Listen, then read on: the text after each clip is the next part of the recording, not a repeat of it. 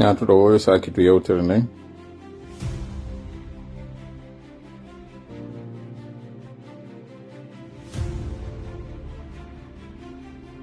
ko saɗi mum haray mi heɗintina on ɗo yawtere en attendant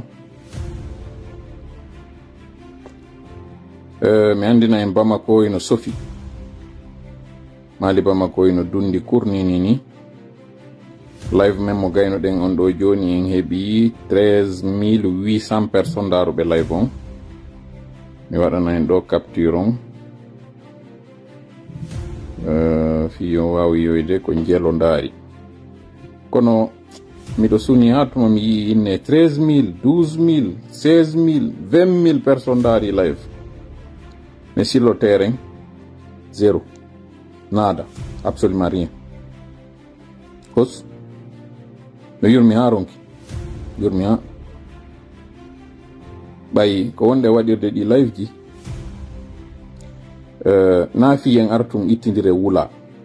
na ɗum ko wonde waɗirde ɗi live ji ko fi ittugol mone kono malheureusement mone ala iwde ko fi ittugol mone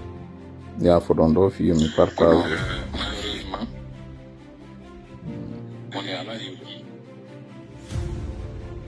fijo non partagera ɗo image kono est ce que ɗum waway gasude ɗo je ne pense pas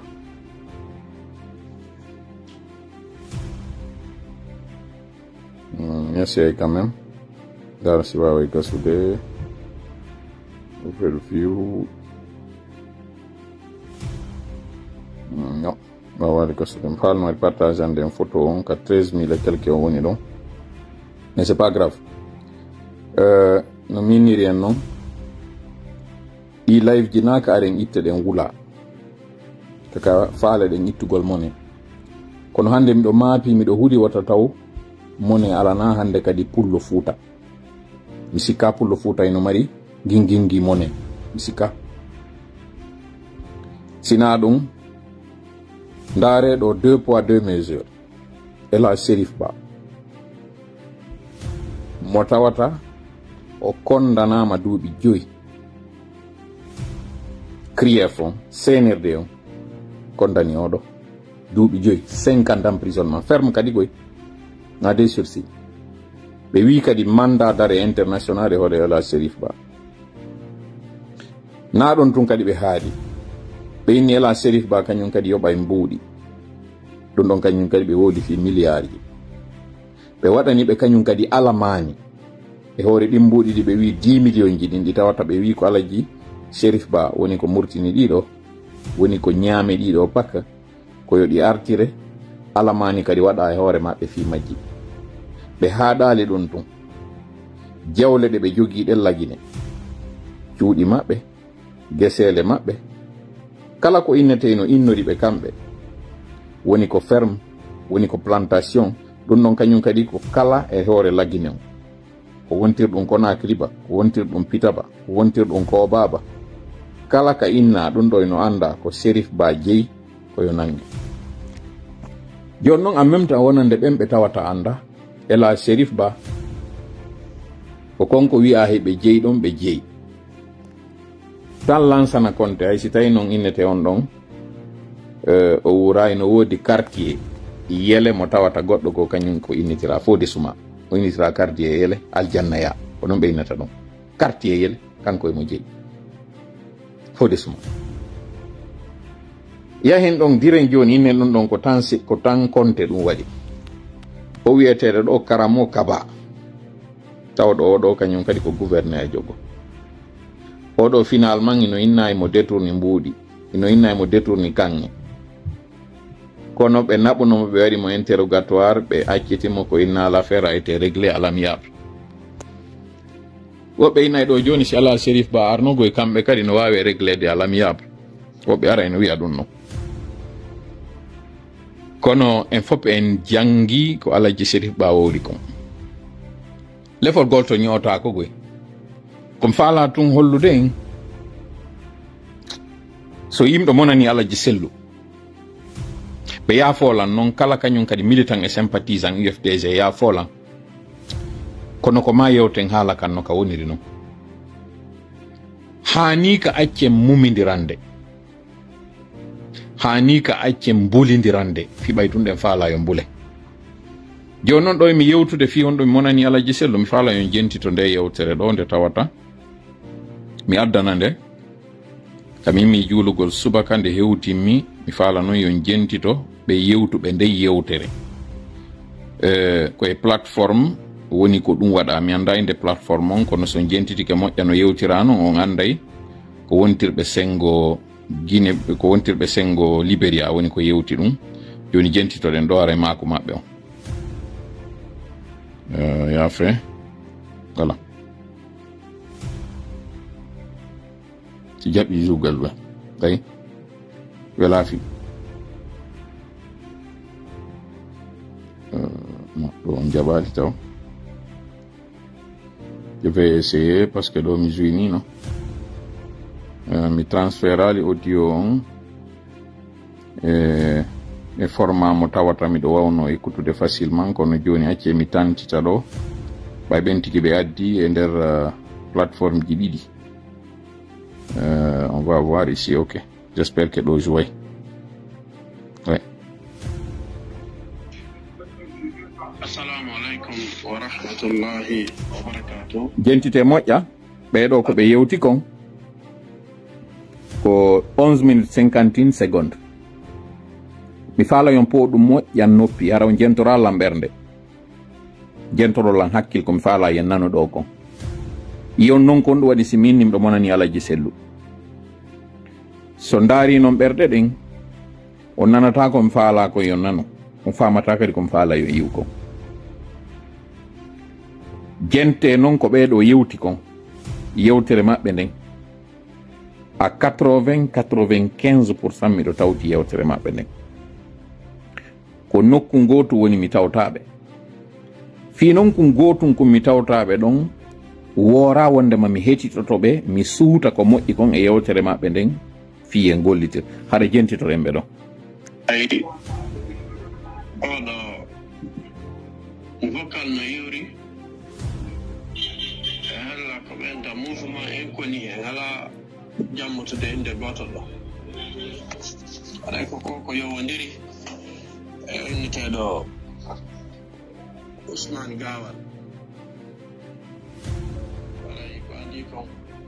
hero dendagal wonɓe galande so jam o vocal ɗola faala yo hewtu dendagal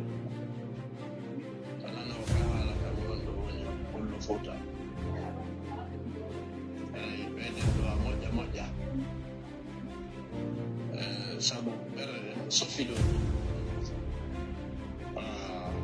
kala kadi wawɗomo yettinde e kanko Ousmane Gawal e ko hinamo e ko nandi e makko ko ɓe ɓeeɗo mo waɗay ko landa gotal mari landagol mo e dendagal jokkuɓe mo duuɓi jelu alpha konde no jogiti RPG arc-en-ciel duuɓi jelu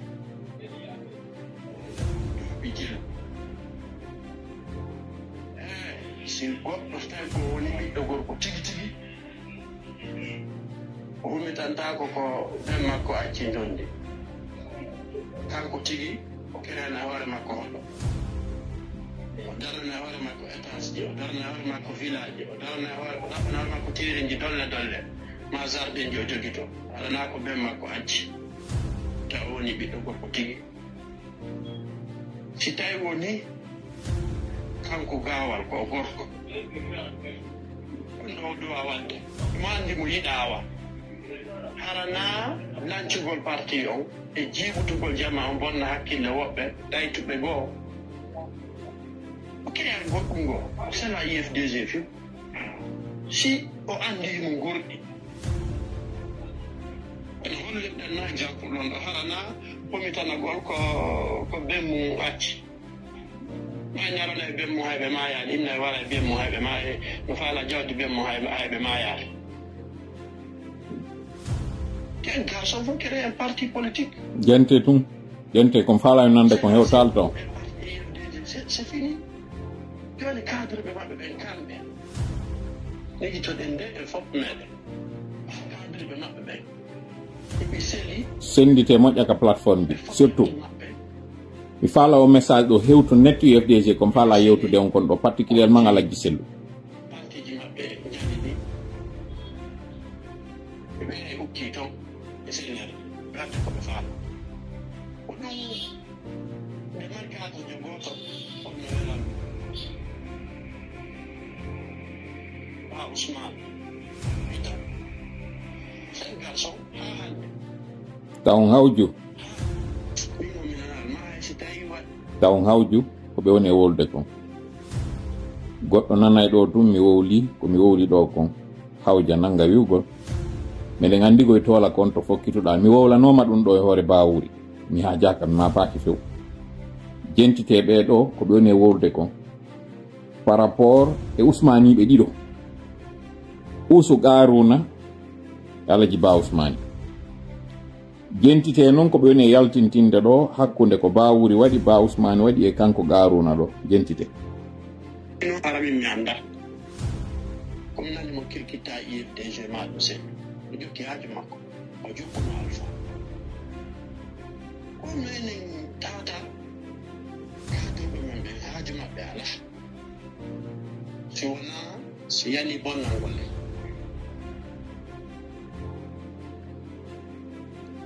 heɓatate ko wonno ene cadre ɓe ɓe heɓata bonnugol hakkude ɓe ɓe wawata ɓe heɓɓay ɗo fokkal hewtumo kala maɓɓe yaltude ɓe IFDG si andi no goɗɗi ɓe créa hoore maɓɓe parti ko nokku ngo tun no woni enen haali Pularde mari ɗon golle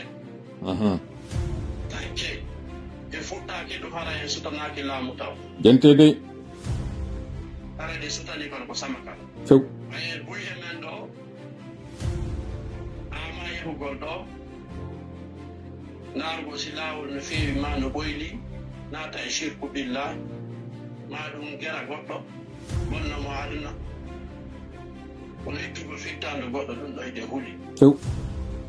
ara noon shirku billah no ɓuri ɗum ɗo bonde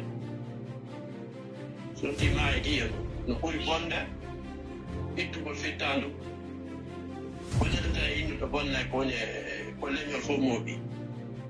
jente non ko ɓe woni e yewde ɗo mi yetto on kam mi waddi e yimɓe ɗiɗo e nder nde yontere ɗo effectivement ko ɓeyɗo yewti ɗo kon ko ɗum waɗi yewtere maɓɓe nde welirimi tabintingol ko ɓe woni e wolde ɗo wondema enen hiɗen waɗi ko enen ɓuri wonde annabaɓe e hoore leydi ndin ko enen ɓuri wonde ɓen fewɓe ɓen ɓe tawata wonkiji meɗen ittete kono enen wawata ittude wonki hiɗen waɗi ɗum ɓe jogui nden finde kono en même temps hiɗen fijida e ɓen ittoɓe wonki ɓen adda mbuuɗi ɓe jonna en ñaamen ɗin kono sen sutinama wiwgol ko en immo darto ɗen yimɓe ɓen ara inna wonki ittetaki ɓe yaha noon ɓe waɗa konko tawata no ɓuri harmude on shirku billahi ɓe gollida e ɓe yimɓe sanamo ɓe yimɓe jalan ɗo hande sulmo simi yeetike on ɗo ko Mamadi kanko Numrudo o yehi o waɗoy kon Gabon on haɓɓa e hoore hulon kono e ko waɗi ton kon e taññude reedu min mi ɓurtu weltade fi on ɗum konko yehi o waɗoy ɗon ko ɗum ɗon noon waɗata konko gollitirten kon enen kadi o wawa noon nangude mo ɓurta noon kañum kadi yanude Firawna no marno ɗum no marno ɓuri ɗum kono ɗum haɗano o yoolano profession fi o laato ko ma o yana nun e ɗum ɗon ɓay noon o yehi o yanoyi e ɗum ɗon o hooliki hande kadi o woni invincible o jonnama konko tawata ko yo jogo laamu ha ñande o maayi si laamu ngon iwa juuɗe makko ko ɗon noon o andata wondema on almulku lillahi ko kanko Allah jeeyi ko hertori noon kanko woni malik on kadi kono jentite yewtere ɓeɗo nde lannali taw ɗaare kamɓe kala wi'uɗo wowluɗo konngol tan ngol ɗo bonnanaɓe kamɓe ko on timari darja ka maɓɓe wo ko mari darja ka maɓɓe ɓe itta fittango makko so ko mari darja wo ko mari darja ɓe itta fittango makko ala a jangira fi ɗum a marira grade fi ɗum foɗɗirreni koye ɗum gonno goto intendo Saliba Coulibaly kondo fe kongol goto ngol woni ngol woni sabu o wi ɗon kanko faala ɓiɓɓe diine fof yo aru ɓe fof ɓe tawde élection ji ɗi gañi ɗo hen ɗo ɓe miijete ko kamɓe yoto ha weta e oɗo o moƴƴanaɓe ayno enen hulugol ɗo peddu yiita yaha yana e ƴulɓere ko ɗumgol ɗo bobo pen yaha ukko e dolle reeduɓe ka woni o yafoto moƴƴandi lawti miɗo seytini ha nawnon tun seytini hakkillan ɗum ɗum waɗata ɗe ko wi metti e piñande mi heɗino o omo wowla payi e kumpita miɗo nalɗike nawnon tun enen kala ɗin ɓe mo ɓe inni ɓe sortay kamen ko ha joni yahu jarano lancira parti o e yino ɗo en moment monsieur Bawori garti woni ha sabu wonki journaliste ɓe musidɗo men go yiɓi ɗo kana journali musidɗo men gonɗo warano ka parti ko Kula Diallo kala maɓɓe immotoɗo yaha ɓe wata wolande ɓe ha fimine harde gaɗen naafi cukkagol parti go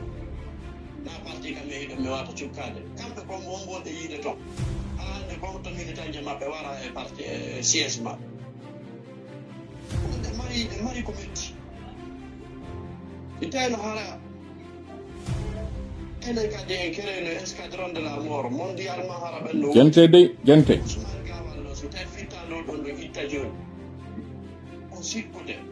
hedtiɓe wajitako gujiri ade metta heɓude wajito wonano lesso hedtiɓe fof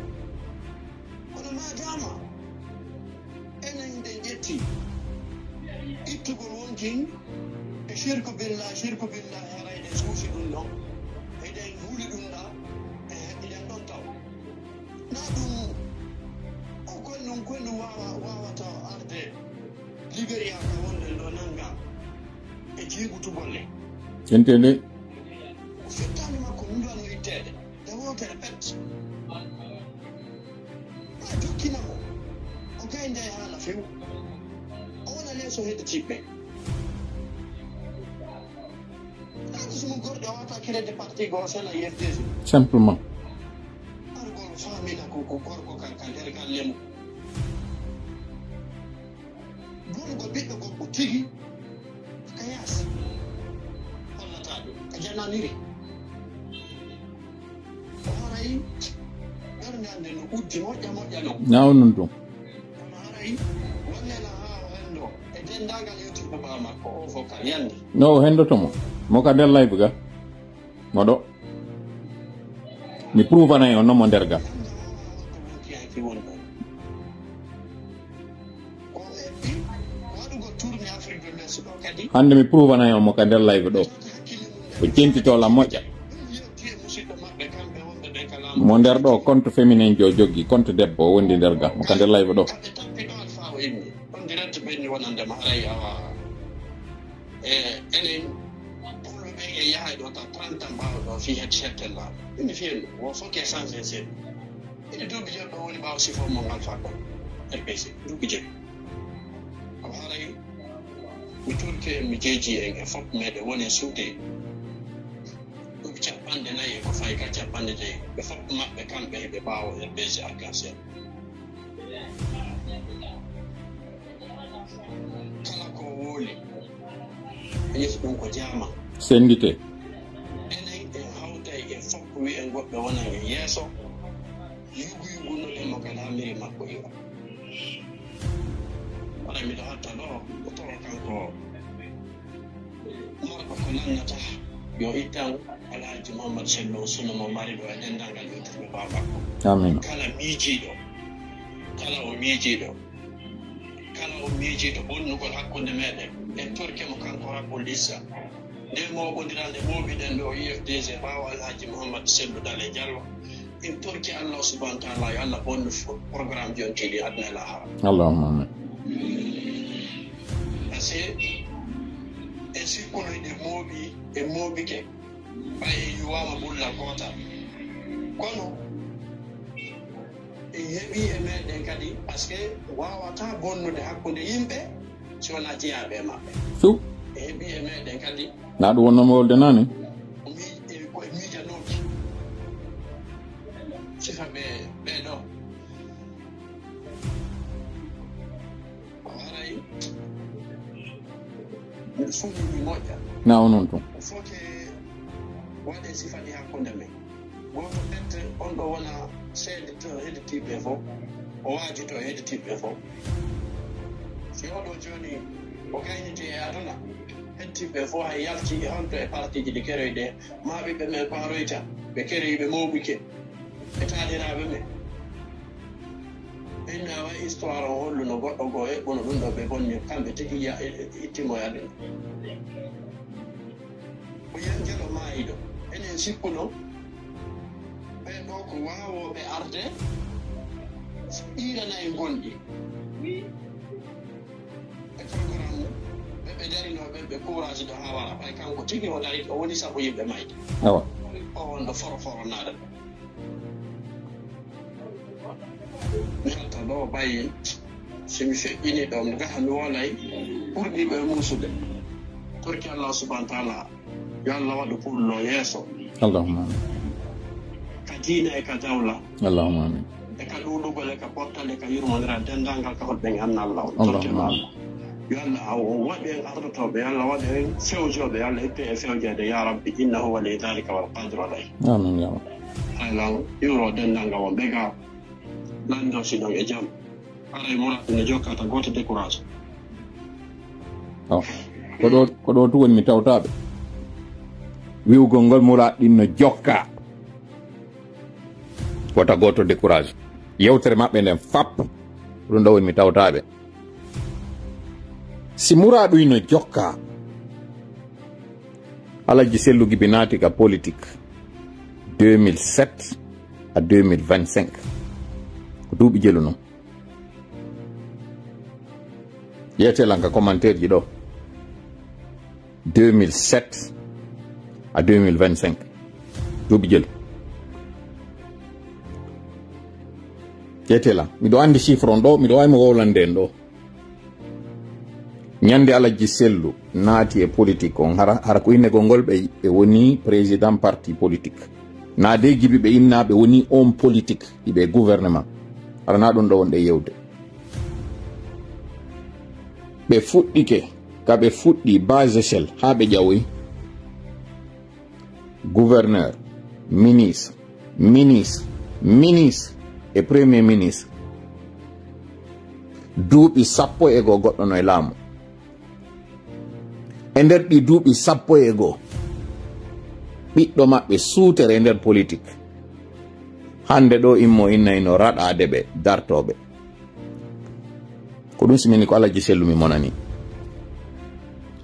seede noon ko alaji sellu mi monani jentite nde yewtere ɗo nde tawata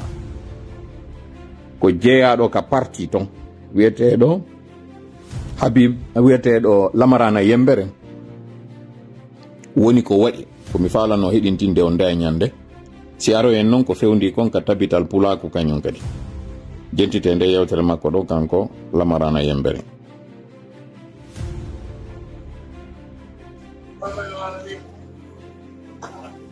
Assalamu alaikum. Wadde recherche e sujet mo concerne ɗo en normalement yafoɗo noon mo neeɓi haala yewtere makko nden no neeɓi ha kono jentede ɗo sujet on ko hikkonde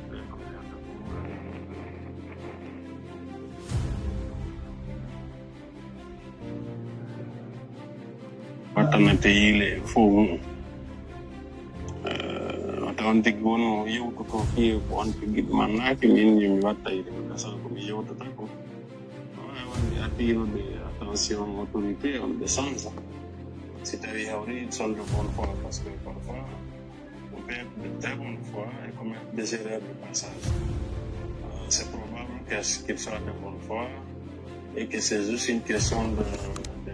mauvais planning wonde kadi ara c'est sciemment fait, c'est volontaire, c'est très bien défini avec comme objectif de faire quelque chose dont on échappe pas. Voilà. C'est par rapport à la répartition. Andi ten non ɗo mi waɗana en ɗo pause mi yetinoke ñande go min si piiji ɗiɗi ɗa yewtude fimu ko ɓuri kon ko sakkitorɗa wolde kon en tout cas wonande julɗo on ko sakkiti wolde kon aray ko ɗum mi waɗa ɗo noon pause no mi wiri noon mi yerto en fi honɗum mi fillito kañum kadi par ce que ko ella mo wonduɗen e nder meɗen e hakkundeji meɗen goɗɗo sino wolde fi piiji ɗiɗi wawɗi wadde o inna si gasa e ma gasata anden e si en yahay en yahata anden si laatoto laatota ko anden si tawi ko faalaɗa ko wata laato haray ɗon no moƴƴi sa yewtiri noon kono si tawi ko faalaɗa koyo laato ka defte ɗen janni en ko ya sakkitor ko faalaɗa ko fi on ɗum noon fuɗɗoɗen taw ka jinnaji fewndo Allah wonno e waɗude décision jano fi yimɓe ɓen ka leydi ɗo ɗen andi kammu ngun hingo ayna malaikaɓe ino ayni ngu décret ji ɗin ko dow ton ɗiwata ɓay o décret ɗo noon tawi o woni ko décret mawnuɗo fi muɗum Allah renforce sécurité on ka kammo tawi hande kadi jinnaru wawndu yawde ton heɗitoyagol woosi ndu yeehi hiɓe sunnude ndu ɗo tippo ɓe andi ko tiiɗi no fokkiti ɗo ɗum ɗo no tiiɗi ndun non wonno ndu e yewtude fi ɗum ndu inni bada ausbillahi mina cheitani jim ka suratul jinni ndu inni wa inna no menen la nadri men anda a sharrun ene ko bone urida woni ko fandana man fil ardi wonɓe ɓen ka leydi ka aw ka arada bihim faalana ɓe rabbuhum joomi maɓɓe rachada peewal nduɗo ko jinnaru gomɗindu par ce que ndu wiyno amanna bihi nden alquranare nde ɗi nanino janga ndun ɗon ndu wi kayru ndu gomɗini ɗum ɗon si wi ɗon kañum kadi aren annabi Musa on mo ɗi wowlata ɗum warin fimu inna ɗinani alquranare no jange tippinde ɓawo makko kanko annabi Musa ɓay fokkiti e ɓeygure muɗum nden ino yiwde yasɗuma honno comment j'appelle ça ɗuma honno Madiana ino hotude sengo ka makko Misra hammira ton ha hewtoya Kana'ana ɓay o ari ha e nokkuɓe majji o hayni ko jalbi o inni hon ɗum ɓeygure makko ne umkuthu inni anastu naran la'alli o inni kono de ɗum ayewal ngal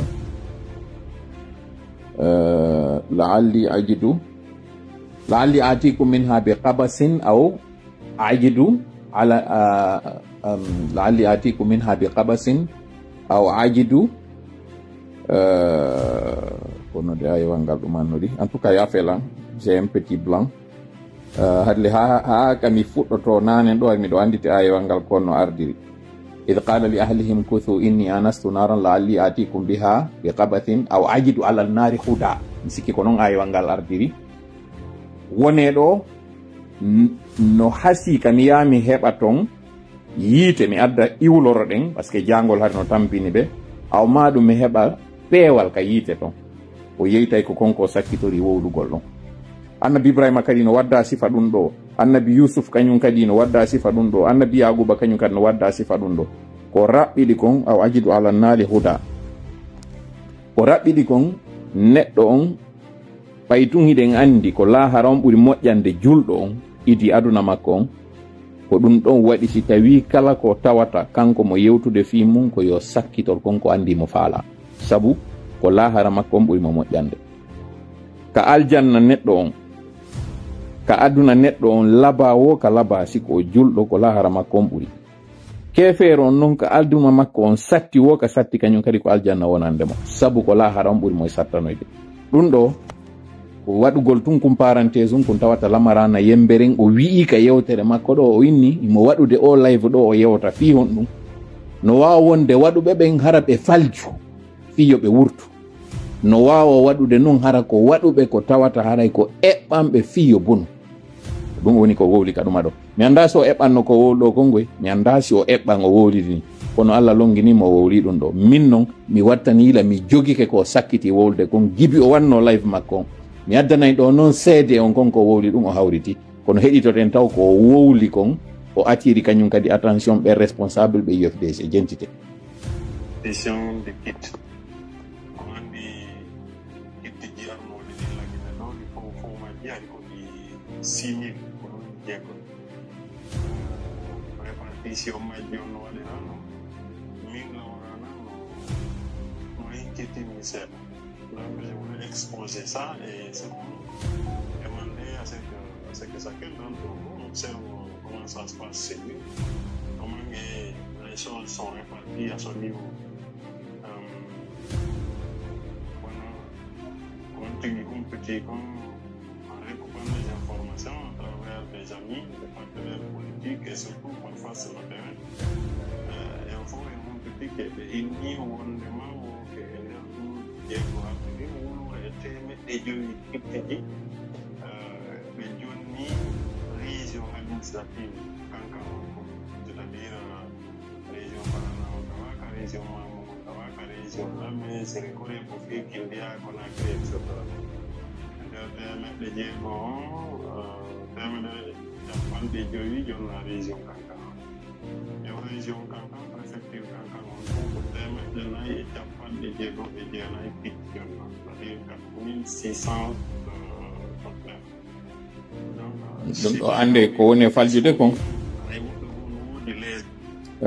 na ɗum ɗo woni important chiffre ji ɗi woni jonde docteur Fayamini mon no hino aroy avec plus de précision kono ñande o yewtata ɗum ɗo hari ko neɗɗo mo considéretake wonno yewtude par ce que ko communicanjo sikora ma ko communicanjo tun simple woni e yewtude kono jentite komi faala yon nan kon mi holla on noon kadi waɗi ko honɗum waɗi simɗo monani Alaji Sellu ko honɗum waɗi simɗo monani UFDC yafoɗolla noon mi falaka yaltinde mone an on taw ha mi gayna yewtude komi yewta kon simi fingiti o noon hande kadi nanon noon kon ɗum metti mi yi on noon ko ɗum waɗi kadi si mettimi ndara noon ɗon hoore mon si tawi mi toñu e simi toña jentite certains qui sont lésés observé non, j'ai eu l'information hier. Aujourd'hui, j'ai décidé de descendre sur le terrain. Je suis parti dans certains endroits à Madame, à Dixine, dans la commune de Sofonia, dans la commune de Cabinet. À Dixine, par exemple, et à Madame, j'ai visité des endroits où ils ont carrément 2 ou 3 kits installés dans un seul endroit. Et à Yataya, pardon, à Sofonia, il y a des endroits, notamment à Yataya, par exemple, tout le quartier de Yataya, par exemple, c'est un exemple frappant que je vous dis, c'est un peu partout, hein, que je suis observé en train de vous dire là. C'est un seul kit de bloc, Yataya, par exemple. Et ce voit tenir le Dixie Fulano, le Dixie, Madame, non, Kéligon, non, Congo, il vient ça, le kit de non, Kéligon, kit de Tati. Jentede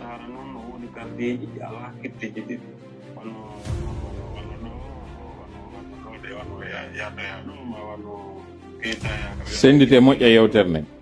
donc adi ko kitta goto insalana quartier o fof ko yoɓe sotti nden ɓe wona ɗo balɗe jeenayi ɓe nawa o secteur ɗa ɓe waɗa ɗon balɗe jeenayi ɓe nawa o secteur ɗa ɓe waɗa ɗon balɗe jeenayi bref si tawi hawri woɓɓe ne heeɓi à l'abondance woɓɓe tawata hara Allah wono yataya par exemple ma kagolel to ɓe iwi e secteur ji goo ko tawata hara sa taski que même 50% de demandeurs n'ont pas pu se recenser. Voilà. Alors landiɓe ɓen ɓe heeɗo wawade recensé aɗa tawi ko ɓe ɓuri recensiɓe ɓen jentede c'est injuste ɗum ɗo ko wonɗo laggine woni e yewtude ça mérite d'être corrigé. J'estime, enfin, je suis pour que les responsables du ministère notamment, parce qu'il faut dire que contrairement au fait que non, qu'on a série au niveau de ministère de l'administration du territoire. Qui parle du ministère de l'administration du territoire, parlant des préfectures, parlant des maires, parlant des chefs de quartier, des chefs secteurs, responsabilité, aucun cas de planifier. Ça, c'est une question de planification. Parce que vous prenez l'exemple de la préfecture de Mamou. Préfecture Mamou, on a mi jeeji on senditede yewtere fi Allah parce que no ɗo ko mi faala yen yiwjama mi faala yen famotirɗo si on jentitaki nde yewtere nde lamarana yembere waɗi ɗo o wata famude komi faala yaltintinde ko mi yuɓɓidira noon nde yewtere makko ɗo yewtere Alhaji Kabiru nden yewtere nde Ceerno Yaya en waɗi nden par ce que janngo eɗen mari ɗo live mo areten wuppe laaɓa petrol kono hino wa'animi wasi ɗon hiɗen fijude e beldi laɓi mi heɗintini on ɗo 11 minutes e quelque woɓɓe ko maaki mi waɗi raali o 11 minutes e quelque mi yawnali mo kadi fi on heɗi to moƴƴa ɓeɗo ko wi kamɓe hiɓe ɗaɓɓi kon yo waɗe ko ɓe faala kon yo waɗe joni noon min ni min miɗo tawti ɓeyɗi fewsinaka wiya ɗon golle hino jokka joni noon oɗo lamarana yembere ni ko wonɗo IFDG tawɗo hino lagini o taskike o ndaari ko woni e feƴƴude par rapport e o recensement mo wari mo yewtude ɗum ɗo hay noon siwde siwagoyi fokkitaka taw o fuɗɗike yiide ellaji jentite noon ɗi ellaji ɗi o woni e yewde ɗo e woni noon e yaltintinde e hoore ɗin ellaji ɗon kañum kadi ellaji goo kañum kadi hawtidiren noon ɗiɗo fo ka lannode noon yewtere men ndaren kon to turiɗo fewti donc jentiteno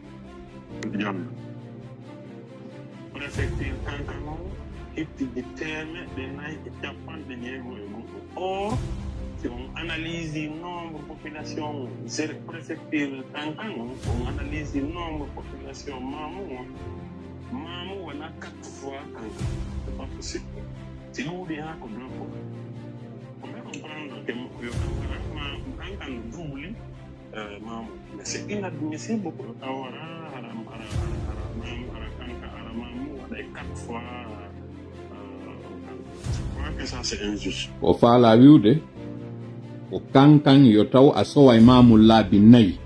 si wona Kankan ko ɗum o faala wiwde ɗo kono gandi lamarana yembere en ko fulɓe Konakri fulɓe yataya pulal ngal a yi taw ɗo wata wolde fof o gaynara ko pulal ton c'est pas grave o wowti ko e anduɗo lamarana yembere mi fuɗɗino nande o hari ɗo hewti Petlagine 2007 mi nanayno mo intervenant émission société débat min kontuma mi nani hari ko hito gommi nanata hari mi anda neɗɗo si mi yiyoymo noon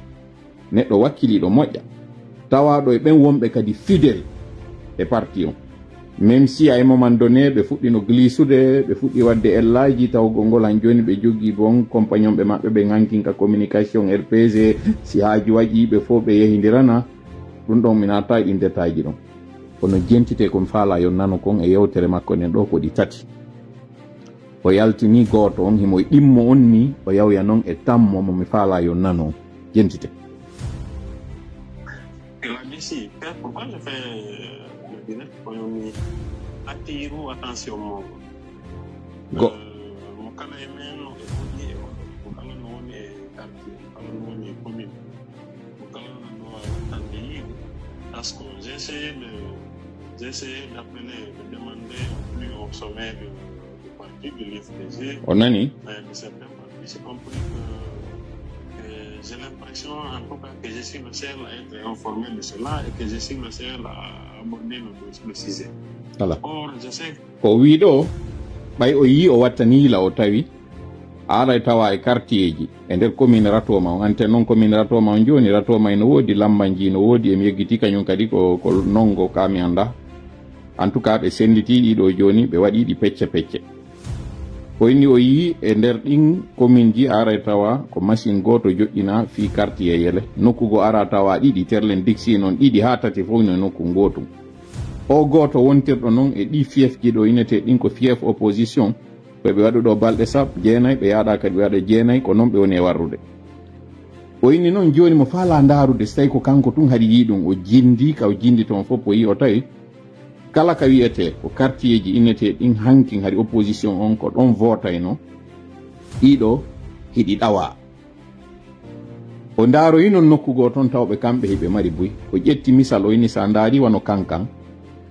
ko ɓe jonna kon e adadu ko ya sowu ko Mamum heɓi kon laabi 4 si wawa feppodirde e ko région Kankan on heɓi si min ni noon Mamum na saare Mamum nden tun ko région Mamou ɓe gandi no région Mamou pitano ɗon dalabano ɗon ɓeeɗa kañum kadi paare ɗum ɗo inni wo kanko mo yi ellay mum première observation. Deuxième observation ka taskaram makko ko yi kon ko wondema o andintidi ɗum ɗo ko woni e waɗude ɗo yo yimɓe ɓen anditu noon wonɓe wiide no organisoyde kadi élection o ko ɓe senditi ɗum ɗo wi oɗo heɓay goto oɗo heɓay ɗiɗi oɗo heɓay tati ko ɓeɗo woni e wadde découpage électoral o ɓeɗo noon ko kamɓe kadi organisoyta élection ji ɗi na seni e ngal ko MATD o woni organisoyde ɗum ɗimmum ɗum tammum ɗum noon o wi ɓay o yi ɗum ɗo o landike kanko kadi hooreɓe makko ɓen sino woodi goɗɗo wattanɗo yilay ɗum ɗo sino woodi goɗɗo go kañum kadi wonɗo yewtude fii ɗum ɗo fiino ɗum ɗo wurtire par ce que ko ellani o wi'i noon ko ɗon mi woni e darnude yewtere makko nden o inni wo ko o faami kon ko wondema gooto humpitiɗo ala mi anditina en noon nane mi inni mi tawti ɓeeɗa ko ɓe yewti kon fo e 11 minutes ji ɗin min ni sinaka ɓe wi ɗon yo jama on watta décourage o golle no jokka ko ni responsable ɓe go IFDG trompiri en duuɓi 15 ɓe trompi hoore maɓɓe kadi yafoɗollan noon mi fingito ɓe yewtuɓe ɗo min na ko kamɓe goyi na kamɓe wondi e bonnere nden kamɓe ko ɓe yewti komi wi miɗo tawti à 90-95% miɗo tawti e rewtere maɓɓe ɗe wondema en accir ni haala hanino ka ñawde goɗɗi goo siɗi waɗi ñawde ndi hara ɗi to ngaali mi andina en ɗo Mossad au service de renseignement wona ɗo yewtede hande ɗo fi mum le plus fort mo ɓe koye kufunoye créé création makko on ko fuɗɗori ko honɗum ɓe waɗu on service yawowo ɗaɓɓitoya wonnoɓe waɗude ɓen tortiji ɗin fewdo guerre ɗimmo naziɓe ɓen kaɓe yehi ɓe suuɗoyi ton Hitler liɓama few almanɓe ɓen foolama kono ko Israel mayuno responsable ɓe makko lieutenant ɓe makko wonnoɓe moye waɗande bonnere nden civil et militaire ɗaɓɓi ka yaha suuɗoyo goɗɗo e maɓɓe immi yehi suuɗoyi Argentine ka ko Brésil o yehi dow sengo Amérique latine ton o yehi o suuɗoyi woɓɓe inni Colombie en tout cas leydi o yehi ton o suuɗoyi mi yeggitimo e histoire on ɓe créyi brigade ɗaɓɓitoɓe ɓeɗo resansa ɓe ha anda ko on to ɓe woni e hoore leydi ndin na dey e hoore e nder Allemagne on kaɓe yehi ɓe suuɗoyi ton ɓe geri ha ɓe yehi ɓe exfiltroyi on ɗon ɓe nangi mo ɓe geri ɓe andi leere nde o yahata golle nde o artata ɓe homani oɗo ɓe yehi ɓe nangoye mo ɗo Israel liɓama goy mi andina en o liɓama kanko kono ɓe fondi ɓe yottoto ko ɓe waɗa ko ɓe ari ɓe financi leyɗe ɗen fo hawtiti piimo kanko Hitler ɓe foolimo kono ɓe andi ko ɗumannaɗo ko hoore leggal ngal tun taƴita bindere nden ino ton ɗaɗiɗi ino heddi heɓe fondi noon ɓe ñawday ɗum ɗo few ɓe geri ɓe andi kala kadi ɗaɗi ɗo yehi iroyi kadi yehi ɓe suuɗoyi ton ɓe yehi ɓe suutiri ɗi goto goto oɗo ɓe yehi ɓe yaltinomo e ndin leydi ndi tawata ko leydi jannari na dey Allemagne ɓe yanimo na Palestine ɓe yanimo na Israel ɓe yanimo sako inne ko leydi maɓɓe kamɓe ɓe yammo e ndin leydi ndi tawata ko leydi jannari ɓe yehi ɓe addoy oɗo taw ko noon ɓe fuɗɗori golle maɓɓe ɗe ko ni ɓe waɗiri ha hande ɗo ni kala ka wonɗa e hoore windere nden service de renseignement maɓɓe on humpitoto fi maɗa si ɓe humpitike kadi fi maɗa si haaju maɓɓe no e ma ɓe yahanoyte nder ton enen koyen jooɗoɗo e haala wi tum enen koyen fof en woni wowloɓe quoi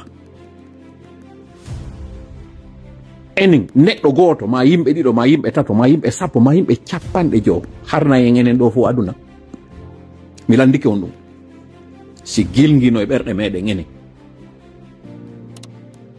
par ce que on watalan yeyatade ɓe wonɓe soñjude en ɗo fof ɓe wawa en soñjude lagine ɓe yalta kañum kadi lagine ɓe soñjay joni noon on wata famude koko moni e wolde ɗo moƴƴa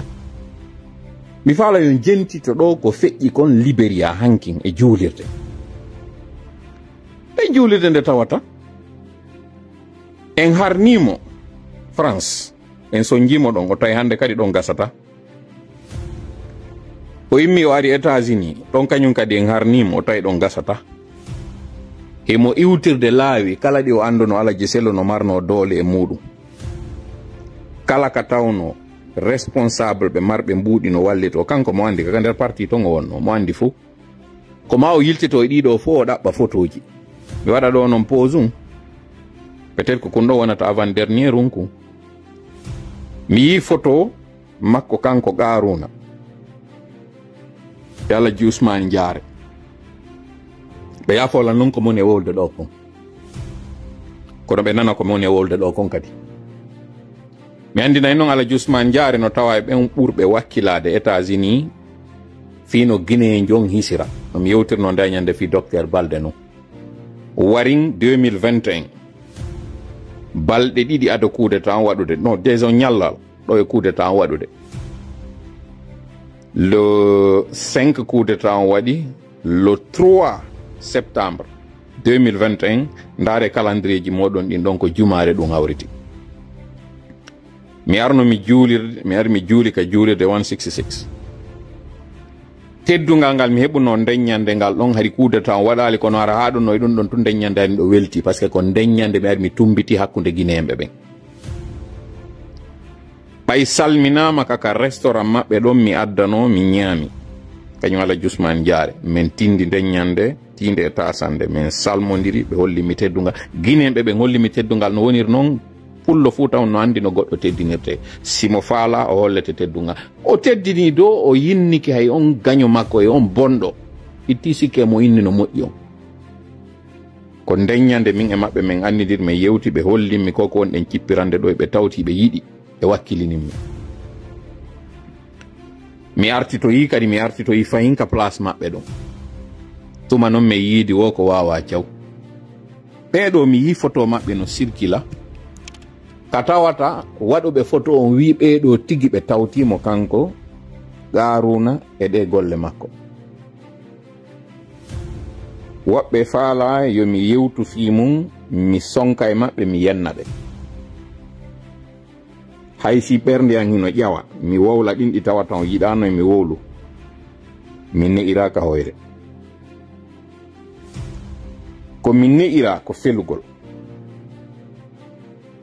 babe ngan alhamdulillah rabbil alamin ha weta gonde ko moni yiwde ɗo hay fenka gollam babe ngan fenkakila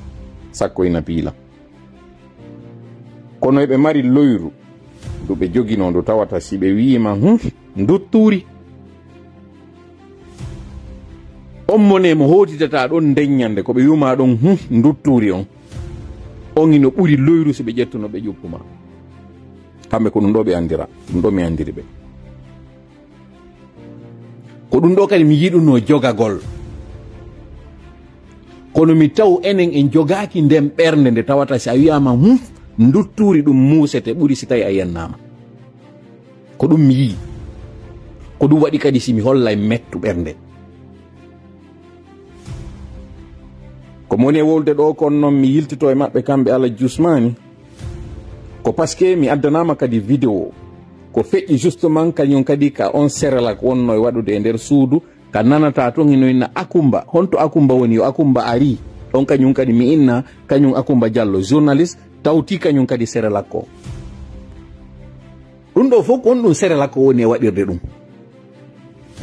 mois de mai naati ɓe wawali atteignude objectif ji maɓɓe ɗin ko ma noon o força situation on o ara o darto UFDG o darto militant ɓe UFDG o darto Alaji Sellu kala ka inna Alaji Sellu no mari doole o ara o famina ɗon o famotiri yimɓe ɓe qu'est ce qui s'est passé en réalité ko humpiti kon Alaji Ousmane Diaré ɓe yewɓe tawoymo yo o wonanɓe saabu o wallitoɓe fiino pon heɓire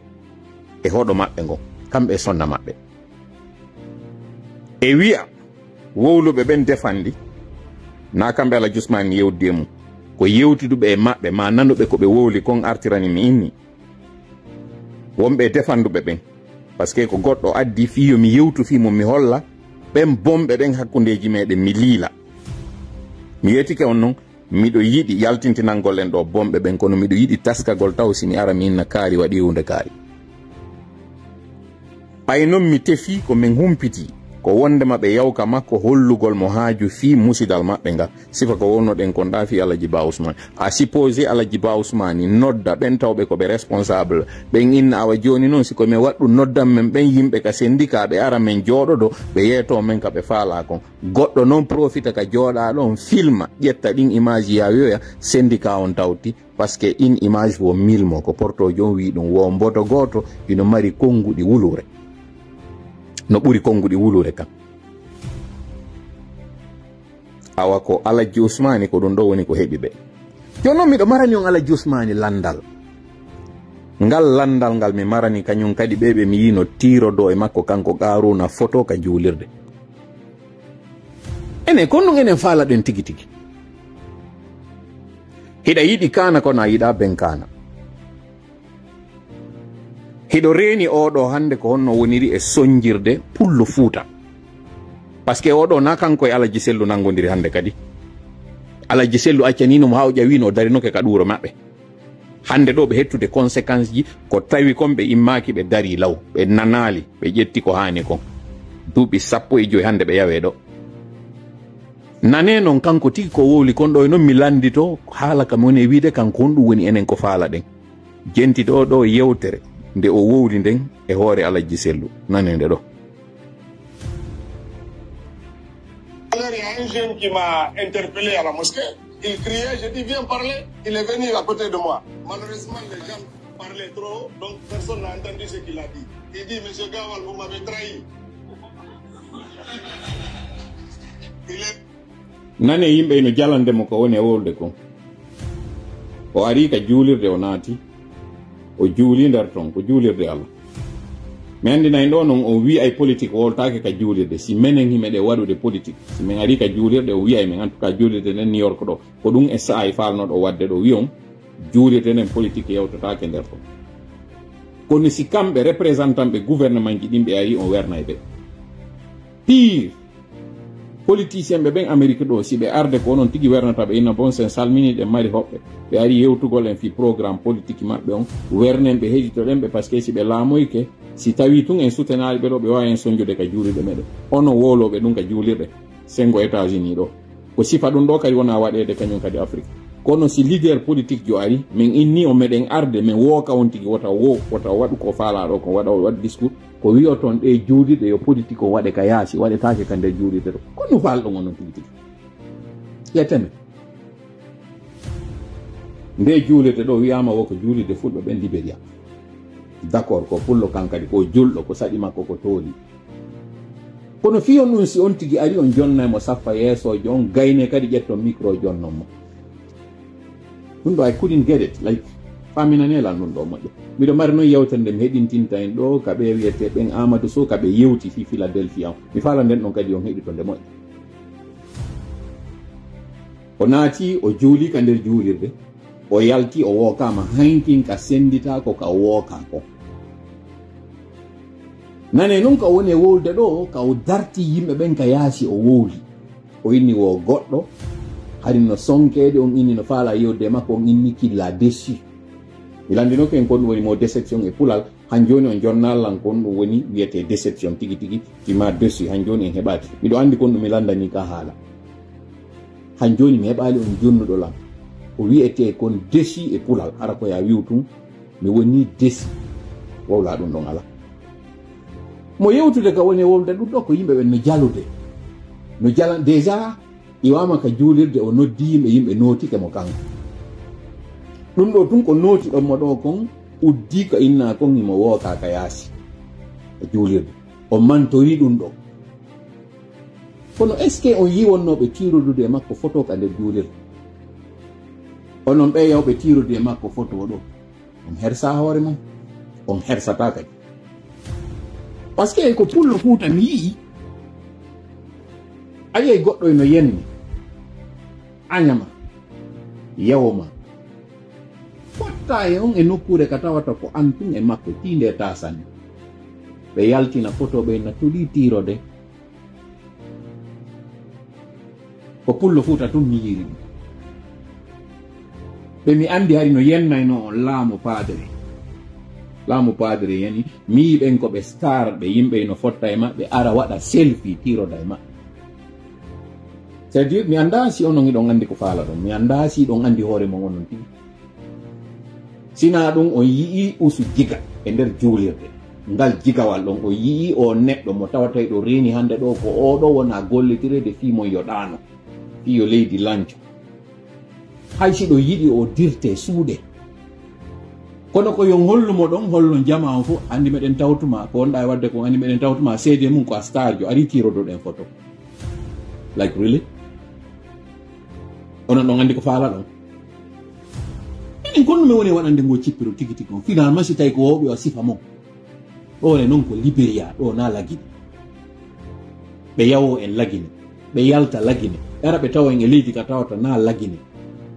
goddo immo tawa be ara ko dum wonda wadde reportage on ko sali umasi o inni situation o woni tan bi kayase parce que ko on video do mi ati yide kono woli der ton o inni si wobbe ino anyimo kayasi do wobbe nani hado tiro dade makko photo ka der mi sikki ko sama kala mi yi o ino video on intégralement ko fe'i kon kan do durdi me tay effectivement fulbe futa ari tiro di ngal jigawal do photo mi hudata on onon do parce que mi anda si don andi ko waddon ko mi yernata on kanyum kadi min non tumon her sali hore mo yo yiw bondo wondo e bonnude wondo e bonnande on aron tiro do don e o photo on heɓaki waɗo mo bento o fotta ɗon e mum on hersiɓe ɓe New York ɗo koye pay koye rew koye Nicaragua on hersiɓe si tawno na agent ɓe sécurité on ɓe démontayno mo pièce par pièce o susta ko ɗum waɗi on nani audio makko ko wowno kon fi ko feƴƴino kon ka juulirde ko ɗon on andirton kala ka waɗi hara ɓe reeni ɓe jabade mi jentintina on noon nanon seede o nani komi wolno ko ndeñande mi wi ko fenande o wowli ka wi kon ka nder audio makko to wondema fewndo o fuɗɗi affaire politique fewndo ka yiidi Alaji Sellu o hari o gayni hari o honki on tuma jiidi wasi ko debbo woni e yewtude jentite ko wowli ɗo kon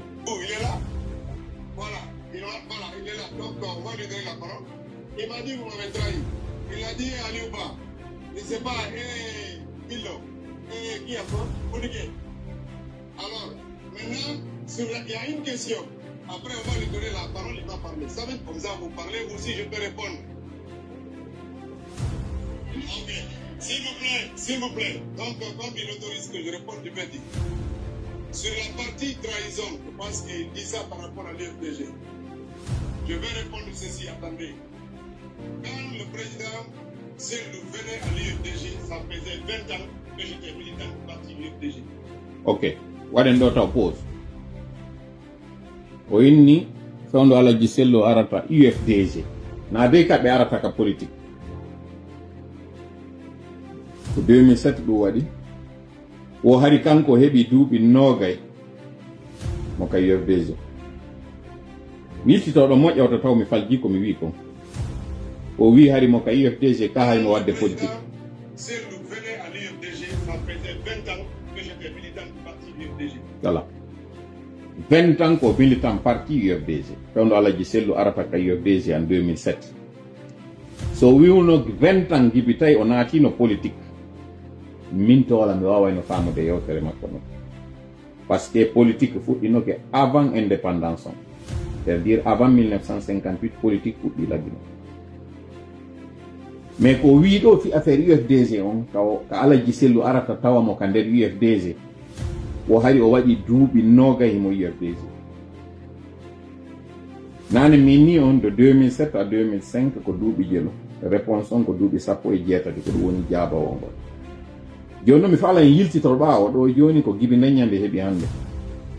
mi faala noon joni gibi 2007 e yiltito ɓaawo duuɓi nogay itten duuɓi nogay e 2007 ɗum ko hawrata ko 1987 mi lando on wonɓe ndarude lanka live ɗo multipartisme on lagini ko inte ko multipartisme waɗugol hala parti ji buyno woodi ɓawte Sékou Touré créé des partis uniques dans les années 60 ka waɗi parti unique on fiyo arti to wiye ko parti ji buy hande kadi cippirta fi laamu loi fondamental on waɗa ko hitande honde ɗum waɗi ɗo na fi FDG ta wonɗe yewtude wallinen to fi FDG on yeggiten ɗum ɗon ka wowli ɗon marenɗa o wi'i ka Alaji Sellu ari tawimo en 2007 wo haɗi o waɗino duuɓi nogay imo e nder UFDG na de duuɓi nogay mo wadde politique multipartisme on lagine ko an kel année lansana konte sinki konko inete multipartisme miɗo habbi yo gaddanon ɗum ka commentaire ji ɗo Bachir Bari inni 90-91 ko 91 loi fondamentale on mi sikki o vota ko inete ko loi fondamentale ko 91 sina mi faawi ko 91 yo non ko ɗum ɗon udditi dambugal ngal fiyo yimɓe créé ko inete comme parti politique RPG, UNR, PRP, UFD, kala ko anduɗon parti politique hande ɗe yewde fi muɗum ko nden hitande ɗon créa joni ƴetten woɓɓe inni 90 ƴetten joni haysko 90 on par ce que fuɗɗa yewtede fi mum taw si addoyano ƴetten 90 de 1990 à 2007 ko duuɓi jel ɗum ɗo aran yewtay to woni hakkille hakkille ɗum tew e tew o wowlɗo ɗo siko gonga o wowli en yiyay joni siko fenande kadi o wowli siko fenoru kadi e yiyay joni 2007 hari o waɗi duuɓi noga himo UFDG joni noon konko innete ko multipartisme ko tawata ko ɗon fokkitirano wiwgol ngol awmo kala yo créyo parti mo IPG Jean Marie Doré, RPG Alpha Condé, UNR Ba Mamadou, PRP Sirajo Diallo, IFD Bat non ɗiɗo fo ba wuri ɗiɓe joguineɗen fo Portos Alpha Ablaye Portos parti mo wonnon e mum ɗiɗo fo ko PGP ka ko on ɗiɗo fop fuɗɗagol majji ƴetten 90 de 1990 à 2007 ko duuɓi 17 si en winoɗa gibi ndeññande ha heeɓi hande ɗo ko duuɓi 17 ɗa ko 17 donc kaka hakkude net wonde hakkude makko e Alaji Sellu gibi Alaji Sellu ari e gibi kanko inne awa ko ndeññande UFDG non créa harayno woni awa ko e sendi gororo nden e hakkude parce que ko rowani ɗo fuɗɗi dartagol net fi affaire parti on donc wiyen duuɓi 17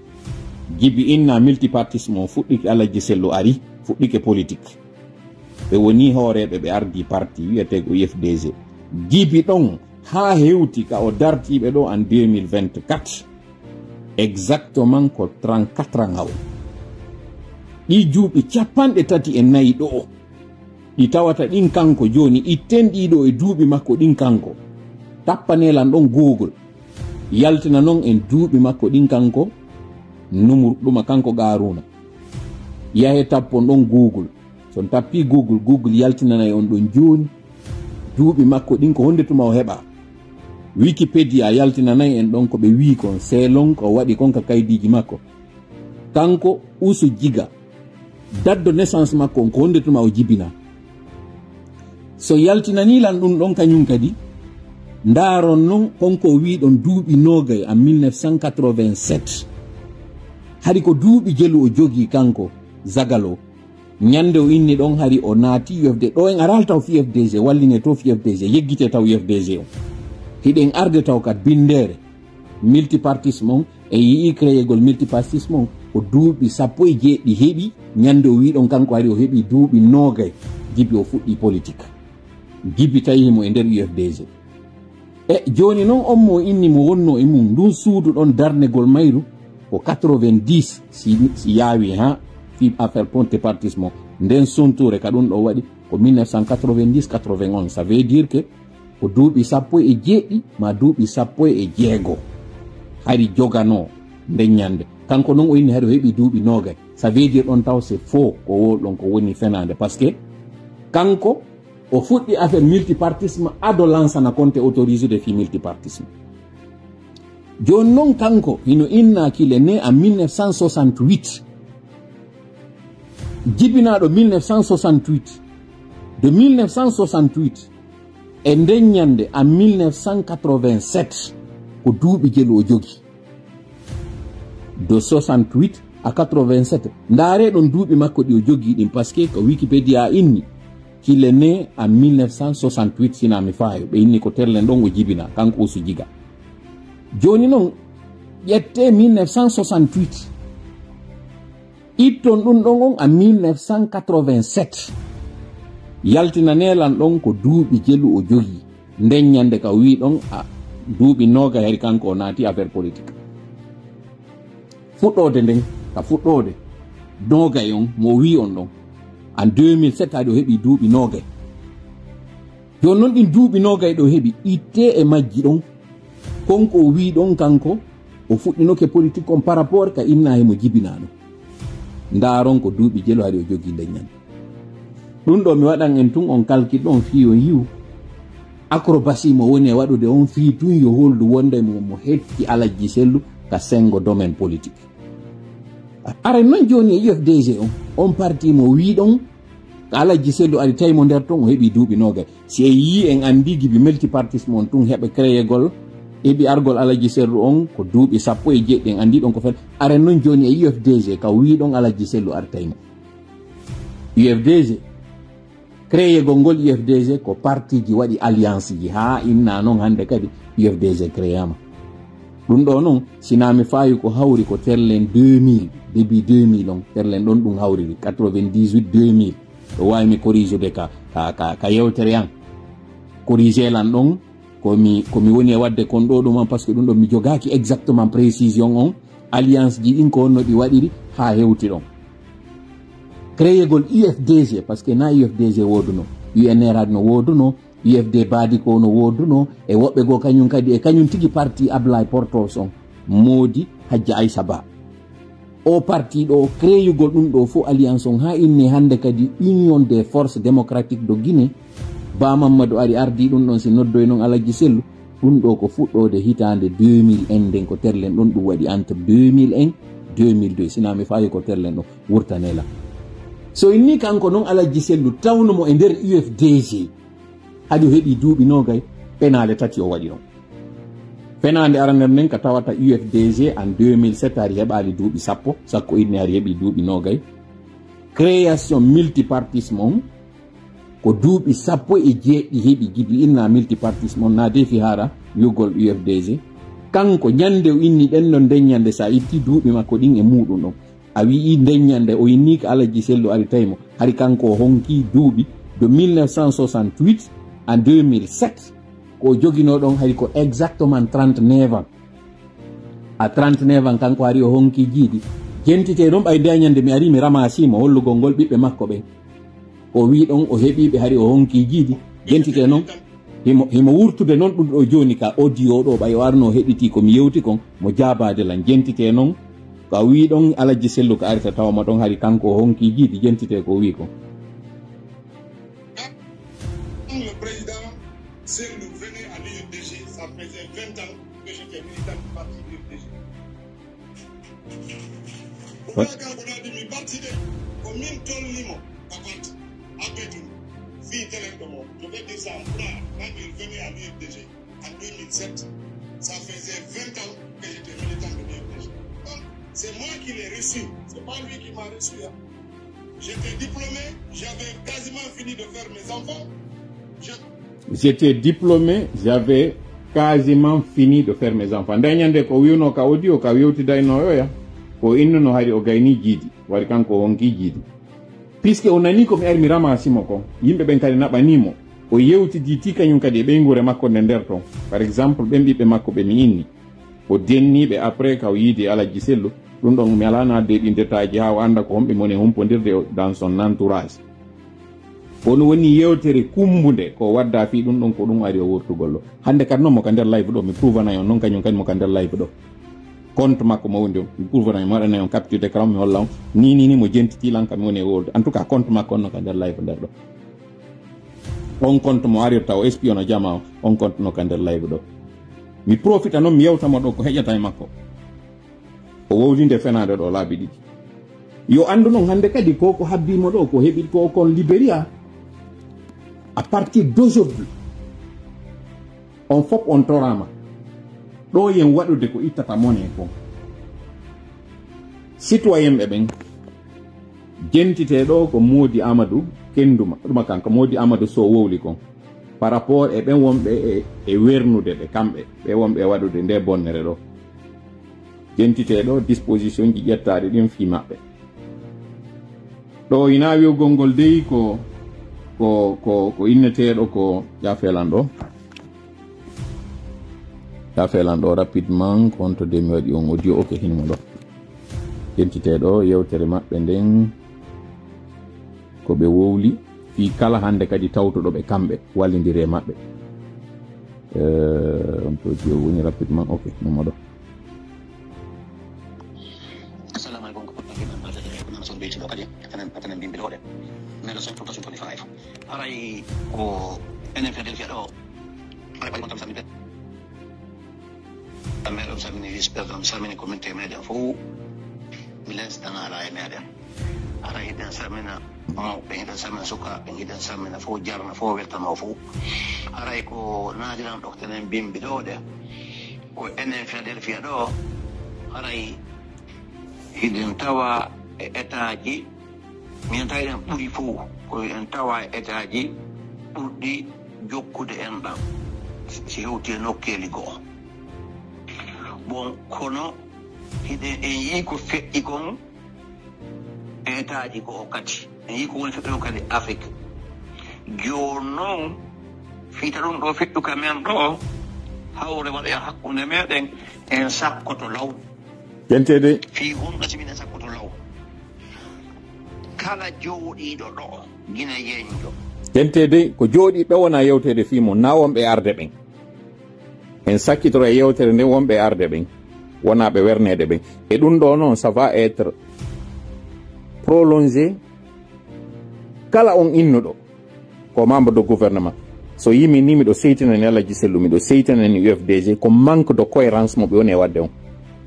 en wata wiide en reconnaissant hande kadi ɓe putsisɓe ɗo délégation maɓɓe ara immoɗen aren jooɗoɗen e maɓɓe wiyeɗen recevude ɓe min mi yiyal ɗum ɗo mi ronko famude ɗum ɗon de quel droit et pour quelle raison ɓeɗo no recevede ɗum ɗo mi wawali famude ɗum ɗon fes on yettotora noon ko honno ɗum ɗo waɗiri ɓeɗo noon hiɓe yewtude kañum ɓeɗo wiyeteɓe Modi Amadou Sow wonɓe Philadelphia ɗo États-Unis ko ɓe fewji kon fi ɓen wonɓe somodude e maɓɓe ɗo noon miɗon mari siɓɓe wonɓe ka juulirde 1666 ɗo ɓe pita ɓe yaafola noon ko moni e wolde ɗo kon mi yiyeti kon jeune mi ala siɗɗo e ka bonki fewndo monsieur Bawuri arnoɗo ɓe nanguno waɗugol mojo boy wo wiwgol enen kadi komo memmo pita on wiyaɓe noon ko almamiɓe hanoɓe ƴettude fop jogo ka jogoto ɗon fonna tew min nani discours maɓɓe woɓe wi'i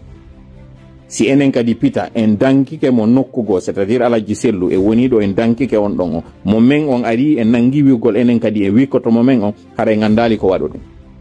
o leƴƴi yaagal o koɗo yaagal oɗo ko siɗɗo an oɗo na siɗɗo an ko ɗum ɗo soñje mi andina ɓe noon nde yewtere wona nde yewtere nde Modi Amadou Sow woni e yewtude ɗo ko nde valable partout ka pullo Fouta woni hande kadi e hoore windere nde mi ala wolde fiɓe lagineke ɓen goy taw mi yetiki en kala lumbuɗo keeri nden Sarlomba France ba Belgique ba kala ka wonɗa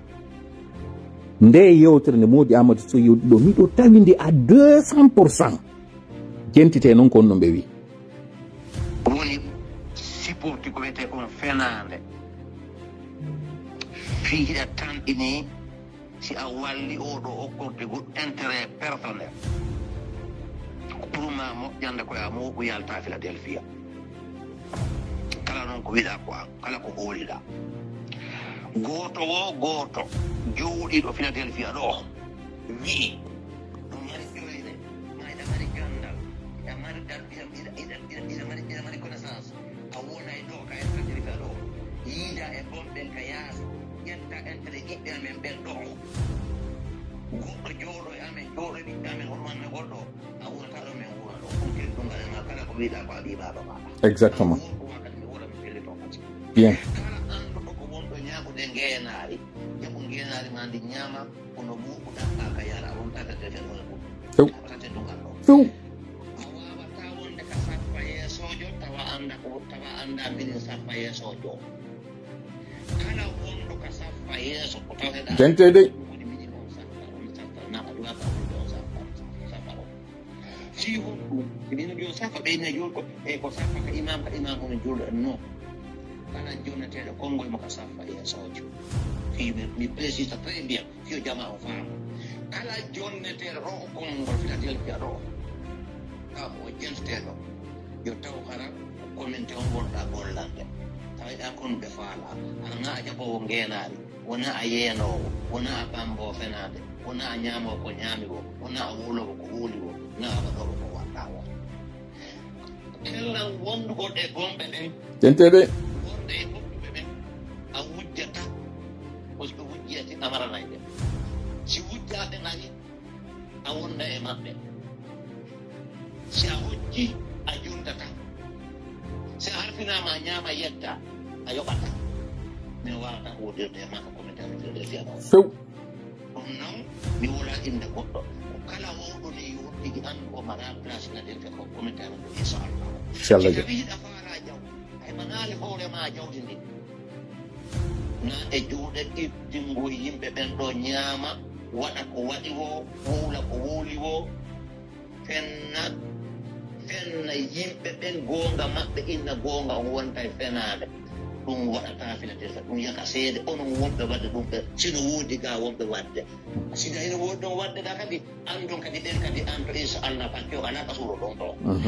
onon wonɓe wadde mama o yi ko feƴƴi kon bronche yaka seede onon won si nden fedde no ɗo o yaka seede nden fedde ɗon min wonata ɓaawo fenande hannde kadi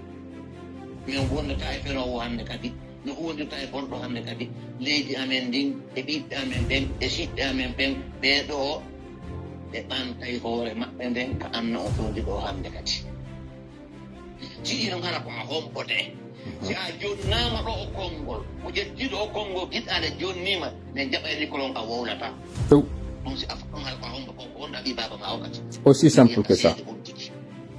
si a faala e huuwode heɓa teddugal ma ngal a wona e feewuɗo teddina mawɓe teddina rewɓe teddina sukaaɓe yaaren sariya ko duwa wadde kon eyo woɓɓe no warana woɓɓe no sokana woɓɓe no piyaretna e cuuɗi woɓɓe no jukkina woɓɓe no birgan dañarte woɓɓe woni mum ɗo sifotako few sifotako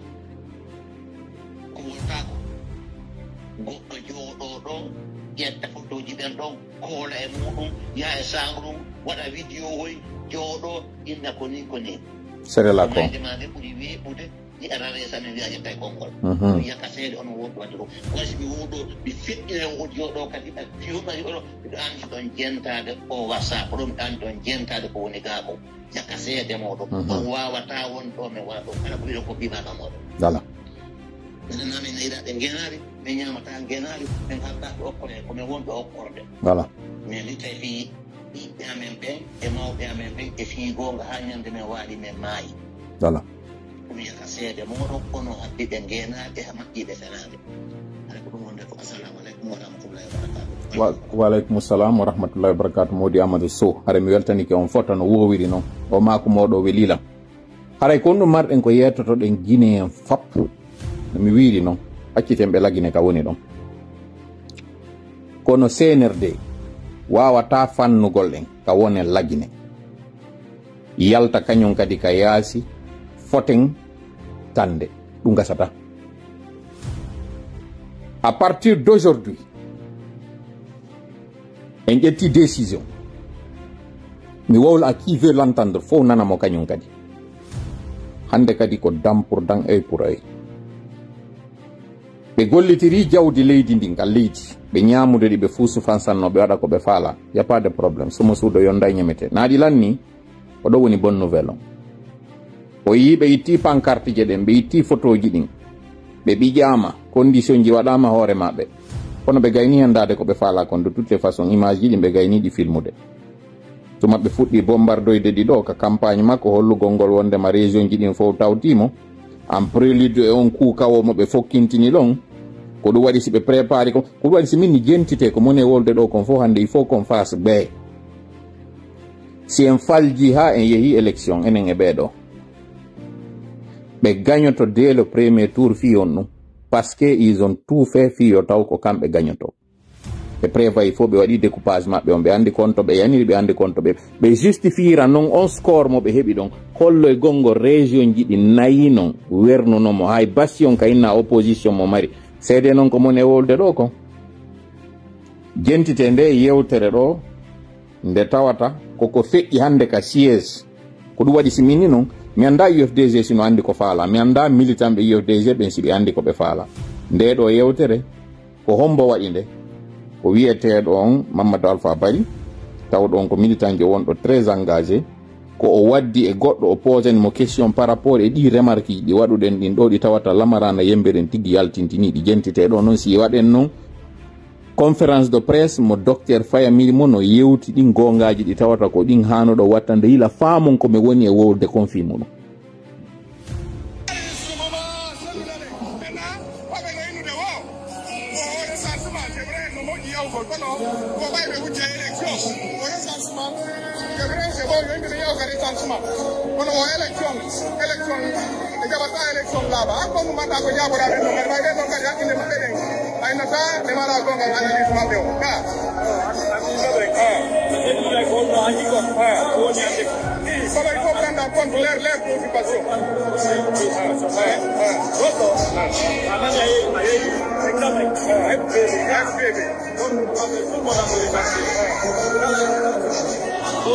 C'est que Sonko wingi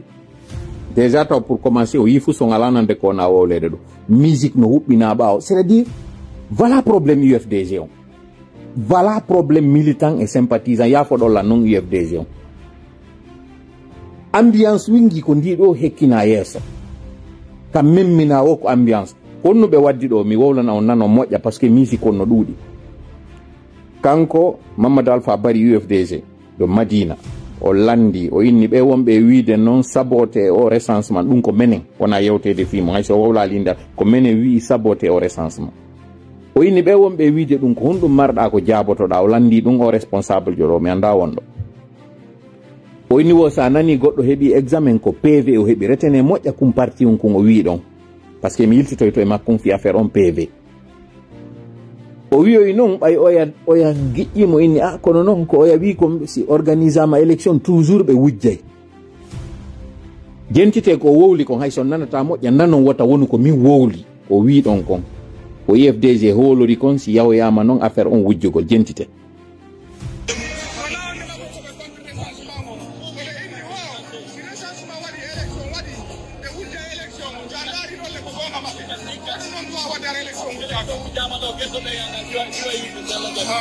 Awa o nani haala maɓɓe kanka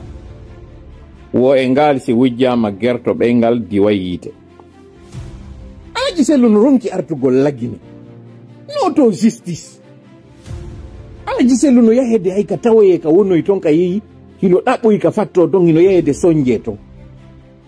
dossier no prépara hoore maɓɓe sifa no Sonko non so yi Ousmane Sonko wata yaltude waɗa tournée européenne gibe o woni premier ministre mo jooɗi Sénégal ton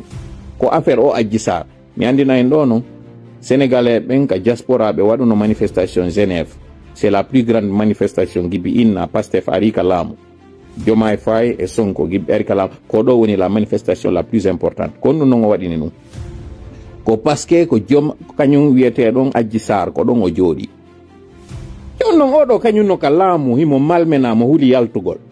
Alaji Sellu opposant joɗo si ɓe déposi o kan dossier maɓɓe plainte pari ɗo Alaji Sellu wawata buusoyde. c'est dire ko ɗum ɗo mi wowluno mi inni mi tawtaɓe wonɓe wiide goɗɗum no jokka ko ni ɗanninirɗon hoore mum ko ni ɗanninirɗo yimɓe ɓen faminɗon hiɗo maîtriser situation alors que vous ne maîtrisez rien. Nde ɗon wiya goɗɗo ko si o heɓi PV si o wawa yaade examen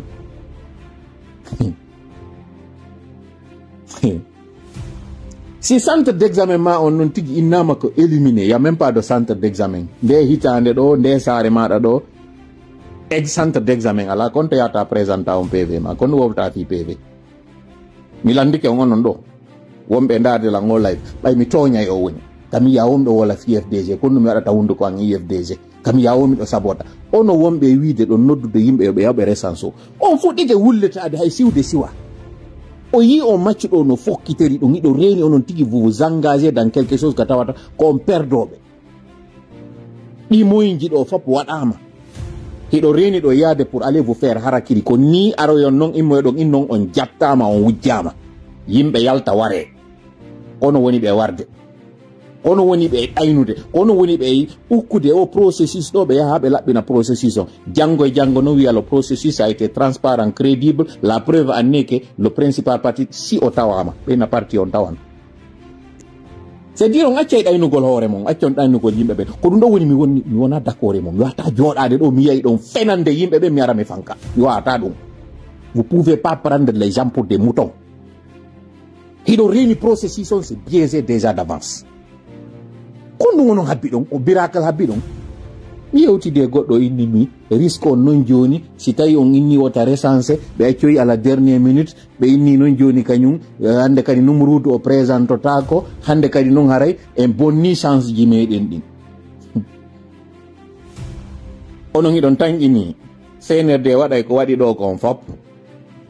ara na fiyo kanko zagal ara nawi fiyo kanko numrudu yo présento gollire hakkil seeɗa acce ɗaynugol hoore mon ɗayno yimɓe ɓen ɗayne hoore mon tun onon kono taw ɗayno yimɓe ɓe woto waɗi yimɓe ɓen be to waɗi yimɓe ɓen dammi ma nayi ko ni ɗayni ɗon woni mon pendant toutes ces années ɗon famide ɗon jokki goɗɗum nada nunca zéro fus sina ɗum hande kono civil jo ɗo wata yade malmina on même à l'étranger metta yongoy ko min on e wolande ko mais ma mi yeton par ce que mi ronki koma woni nokku gotum en suɓoto en dartoto woni fes ma suɓoɗen e yahay jiiɓe ɗen kadi few onon noon ko ɗum ɗon suɓi ɗon ɓay ko ɗum ɗon onon suɓi ɗon yahi waɗo gollawol moɗon ɗon acce jama on ɓe daɗa on faminantamen ɗo o processus mo tawata on fopiɗo reeni ko processus biaisé dès à l'avance o yii koyo yawoy hande kadi noon acci on ala dernier minute ɓe wujjimen e ngal kadi ɓe jattimen e ngal oɗo no wiya ɗo wondema gertogal ɓi nani haala feetere gertoɓe ngal diway kon ɗum wowluɗa ɗo kon ɗum wowluɗa ɓe adda yimɓe ɓen ɓe waɗa scène musical ji ɓe joƴƴina yewte ame puuyu payanne gayne seede mo kala jokka haaju muɗum ko ni ko ɗum ɗo jokkuɗo rien absolument rien so on tigi wowli aɗon inno on tigi no manque o respect o yiɗa gonga o yiɗa yiwde gonga on en face kam mi accali mi yetike on ɓeygure an e siɓɓe an ɗo mi accata on onon si ɗon faala noon ɗum ɗo waɗa hara ko goto arata jooɗo daarola mi ɗaɓɓa darede mi hajaka e mon mi ɗaɓɓa célébrité mi ɗaɓɓa yiɗede si onon ɗi sappo e goo ɗiɗo duuɓi sappo e joyi fop han joni o yiɗaɗi ko wallahi mi dartoto ɗum ɗo yiɗon mañum si metti on artoya kadi hay on komi wowli kon o yiyay gonga on kono innanne pas question yon ƴettu yimɓe ya on recensinoyon ɓe ɗo nangonɓe yugol que c'est un droit ko kaydiji moɗon jogueɗi waɗe ni e ni oui après et après konko on ɗon e wiide ɗon kon non andi si yaha e votoneyo et après so yahal noon votoye ɗon ñande ɓe waɗoyta bourrage dirne waɗen kaydiji mon ɓe yata ɓe ƴetta ɓe gollita boycotté processus on fop déciden en dartoto woni he ndaare ko woni e feƴƴude comme Mali décidi dartotomo kanko Goïta enen kadi ngal yalta ɗo e serdungal naata e serdu ɓe ɓura en dolnude ko ɗum waɗi simini noon à l'étranger civil ɓe on ɗon e yiide ɓen no gollidude maɓɓe nangire ɓe ɗo goto goto fuɗɗoreɗen taw Afrique on ton kala mo yiɗon no huwodirde maɓɓe il faut qu'on leur rende la vie difficile en pourrisanayi ɓe aduna on yoɓe o yiita o déjà hollugol ngol ko ɓe maapi kono ɓe contrôler affaire lagino et je vous annonce que so yi han joni ɓe fuɗɗaki recensement on de ces de l'étranger ko parce que koye ɓe heɓu quota maɓɓe on ɓe holla communauté internationale on komi yuno on kon ndeñande ko contrat ɓe maridi e pays occidentaux ji ɗin fi litugol contre immigration o seede muɗum on han joni au niveau de l'étranger ɓe fuɗɗaki recensement ji ɗin ɓe innuno ko le 20 ɓe lannata hande ɗo nous sommes le 10 ko 10 jours exactement heddi sa itti weekend ji ɗin e nder ɗi 10 jours ji ɗo ko heddi ko 7 jours ɗin 7 jours ji ɗon ko 5 jours ouvrable et 2 jours ouvrable ko ɗiɗo ɓe mari e nder jonte ɗiɗi heddiɗen ɗo timma e jonte ɗiɗi ko 2 jours 5 jours wonɗi hikkude ɗin ɗo e semaine sina ɓe waɗa prolongation seede on ɓe haajaka e ko tawata jama on ko recence on e yeggitiɗo e saayi vote on taw déjà à l'étranger mi andi noon vote étranger on fof ko 5% hawrata d'après statistique ɗin joguino ɗin en 2010 ala jiselu gagne no partout à l'étranger ibe andi ko opposition gagne to à l'étranger ko wadi sibe hajaka à l'étranger ku ka o mo be fala wadde on he mi fala ka arde do wala inde responsable be goy mi fala ka parce que mi fala ka wo wasi ko ene woni pongondirde mi yida nous sommes dans le même camp kono wallahi son acciali ko won don trompe de jama o mede wolde me na jama yo boykoto do wiide be yabe resanso en habay goy accey don andi be mo ne wolde fi mudun den accey hido wiide jama yo yawre sanso do reni flagramment koko be do woni wadde fi mu c'est pour tromper l'opinion be wada kuka o mabbe on la seule façon pour les empêcher de le faire koyen dartobe il faut qu'on croise le fer avec eux si on fanki ça saute aux yeux si be aroy do be ni à l'étranger goddo voto ita au niveau de déjà donc mi yegiten woni kum parti o do ko référendum et législative woni wadude élection wanno don 2010 2020 kan législative ji dimbe ka étranger be votay belandi ko ngono wombe ndarde lango malaybe do hollugol on seede plan mabbe o na présidentiel on be inata ko niveau national on non national kala ka représentation woni ko yo voto e kono élection législative ji puisqu'on parle des députés étrangers votay belandi ko ngono wombe ndarde la live on do référendum wayriti do wadde on kabe wadno couple on en mars 2020 étranger vote no ontuma hein hey acce trompugol hore mum trompo menen kadi vous ne pourrez pas nous tromper dum gasata cede ko be hawjiri ko organise go législative on be organise référendum on be heba konko be ini woko constitution mabbe taye sur mesure be wada din option ji tati dimi wola no nda nyande cede mo goddo déjà dani lan capture ka dansa woni e wowlude o inni fi on dum buudi bonnete élection ji di tawata déjà ça ne sert à rien o wowlino dum gibi fewndo yawno yido e be Luxembourg ko ini be wada e constitution mo tawata ko ils vont faire une autre démocratie. À quoi ça sert qu'à élection ji wadete si c'est toujours les mêmes qui gagnent o wowlino dum gibi on tuma eni ono wudi tagite milandi ko sincèrement ono be wombe wadde ngi campagne wi do yimbe yawre sanso milandori on fi Allah ono wombe wadde dum do hakkunde mo ngalla wudi tagite o rena vraiment je suis dégoûté de vous quoi.